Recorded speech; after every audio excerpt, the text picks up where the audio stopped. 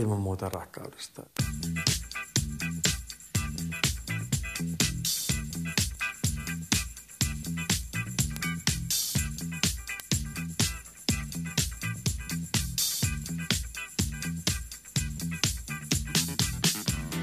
Vieläkö sinussa elää yhtä vahva tahto menestyä kuin joskus aikaisemmin?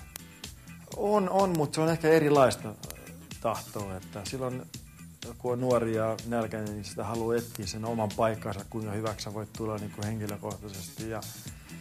Ja sitä kautta tietysti autat joukkuettakin, mutta sulla on enemmän niin kuin tavoitteena myös niin kuin henkilökohtaisesti. Nykyään mulla ei sitä enää niin paljon, että se tavoite on enemmän se, että missä ikinä sä pelaatkaan, niin sä yrität tehdä siitä joukkueesta paremman ja elät sen joukkueen edellä hyvin paljon enemmän.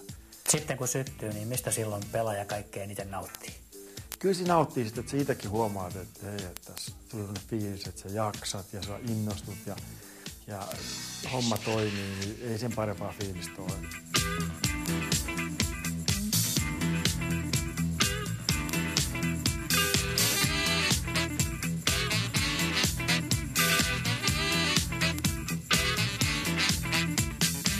Pelaatko rahasta vai rakkaudesta? Ilman muuta rakkaudesta. Kyllä meillä on käynyt hirveä säkä tietysti, että meidän lajista on tullut niin kova, että palkat on niin kovia ja ihan naurettavia sinänsä, mutta jokainen saa oma osansa sitä kakusta.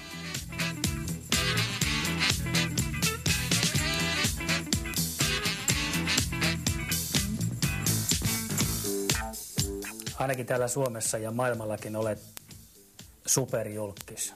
Miten sitä ei päivästä toiseen jaksaa, kun aina on joku käsipuolessa kiinni? Kyllä sitä jaksaa. Kyllä siinä tavallaan kasvaa sisään. Että omalla tavallaan se on niin kuin, kuuluu sun hommaan. Ja totta kai siinä on myös vastuunsa, mikä on tietysti aina hyvä asia. Mutta kyllä se kaikkien helpoiten kuule selvittää sillä kun oma itsensä ja ottaa asiat sellaisiksi, kun ne tulee ja on positiivinen, niin kyllä ei tätä muuten jaksaa. Sitten taas muuten liian kova homma.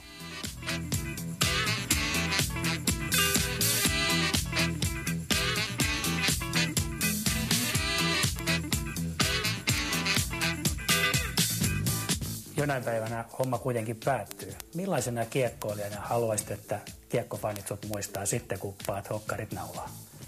No kyllä mä haluan, että muistaa semmoisena pelaajana, joka nautti pelistä ja tietysti se, että pystyy tekemään kovaa tulosta ja olla tehokas ja auttamaan omaa joukkuettani ja hyvänä maalintekijänä ja hyvänä pelaajana, mutta myös se nimenomaan, että mulla on ollut hauska ura ja mä oon nauttinut. No miten pitkään se ura muuten vielä jatkuu?